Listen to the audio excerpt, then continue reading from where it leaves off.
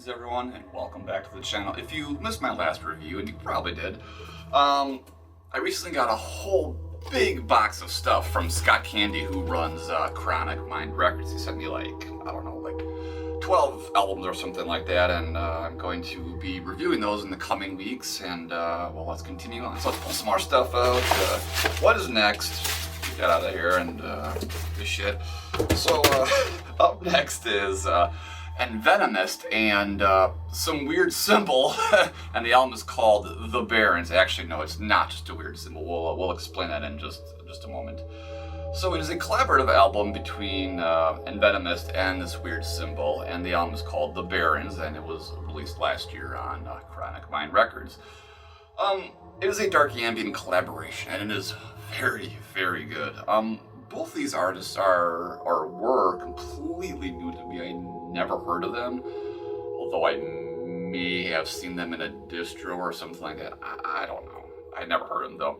So Envenomist, which I thought was maybe a real word, as far as I could tell was not, is a project based out of Columbus, Ohio by David Reed.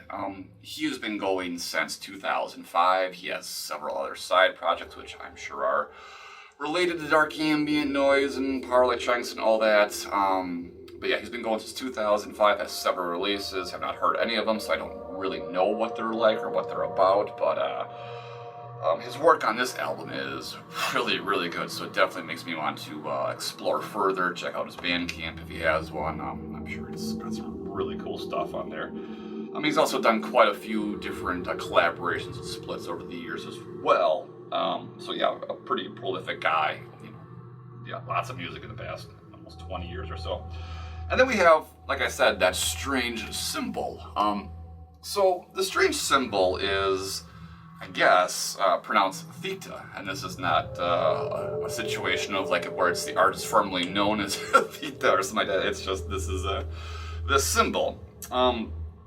I thought at first it was just like, some weird artist symbol like the Prince reference I just made, but no, that's not the case. So Theta is a Greek musician who is nowadays living in Tromsø, Norway. Didn't pronounce that right. He lives in Norway now, and his name is Themistoklis Eltinsaglu. I didn't pronounce that right. I hope he's not watching this review. Anyway, he's originally from Greek, very Greek name, and he's been going since about 2012. Anyway, this theta symbol it's a lot of things. In the Greek alphabet, it's the 9th letter, but in ancient Greek times, it was a symbol for death. So another way of sort of approaching this project's name, you could maybe call it just death? I don't know. Apparently this symbol also has some sort of presence in like mathematics and meteorology, so quite a bit of things, but it's pronounced theta. Yeah, so yeah, it's different because I've never come across a Dark Ambient artist that just used a symbol. Very interesting. Anyway, musically speaking, we are dealing with very bleak, very desolate sort of post-apocalyptic Dark Ambient here, and it is very, very good. If I had to compare this to anything, I would compare it to like New Risen Throne or Yenpox, Savartson, maybe like Camberhide a little bit too. Yeah, it's very good, very atmospheric. It's sort of, the cover artwork, which, I don't know for sure, could very well be from World War II or something like that. I've certainly seen that before in a lot of Dark Ambient post-industrial artists, but it could be from something else entirely too. I don't know. But anyway, the goal here was clearly to make a very, post-war or post-apocalyptic kind of atmosphere, and man, they nailed it.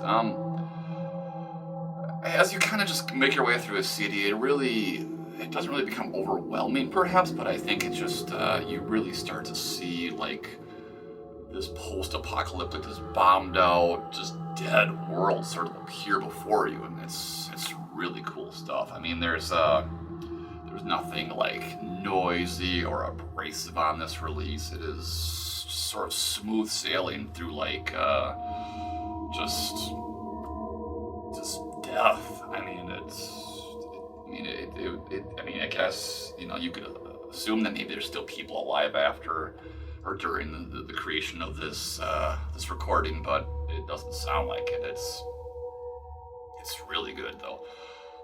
You know, this is one of those releases where I found myself just basically chilling. I had to like just lay down and just really allow the sounds to kind of come into my system, to really absorb them. And when I did, it was really great. I mean, this is one of those records too where you could sleep on it. It could certainly stir your dreams, and yeah, man, it just you know, I've talked about that before. You know, that whole like kind of like that feeling when like you're almost sleeping but not quite sleeping. It has this very psychedelic sort of feel, and I always love it. And it happened when I listened to this album the first time. I was actually really tired, and I just sort of napped, sort of dozed off a little bit, and I was like, I went somewhere, man, and it was cool. So, yeah, man, this is really cool stuff. So there's our front cover, a little bit closer look. As you can see, as I said, you know, all bombed out, destroyed. Back cover there, you see a track list and 6 songs, but it's quite a long album, about 50 minutes, I think. It is mastered by Thomas Garrison from Control, so if you've heard his productions, of course, or his mastering, he always does a great job. And there's the inside there. Then in the trade card it says, "The people were gone, but their shadows remained." That's by a quote from Ray Bradbury. I feel like I know that quote or that name or something. I don't know, but that's a good way of describing this CD too. It's sort of, it just has that sort of lurking presence that there's something around the corner, but maybe not. Maybe it's just your mind playing tricks on you or something like that. Oh, look at that! I did you get the reference there? Yeah. Anyway, so this is really good stuff, though. I mean, I absolutely love this, and this was a nice surprise because I thought, like Crionic Mind Records, I thought it just focused on noisier stuff. I thought it just focused on the death industrial, the power electronics, or just pure noise music, or just, you know, experimental stuff. But really good stuff. So if you've never heard these artists, highly recommended.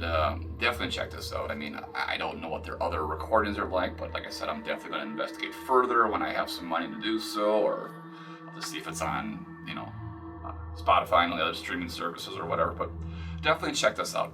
Really, really good dark ambient, especially if you like that just more really bleak and just sort of otherworldly, desolate, just ghostly sounding dark ambient stuff. So yeah, check it out. Envenomist and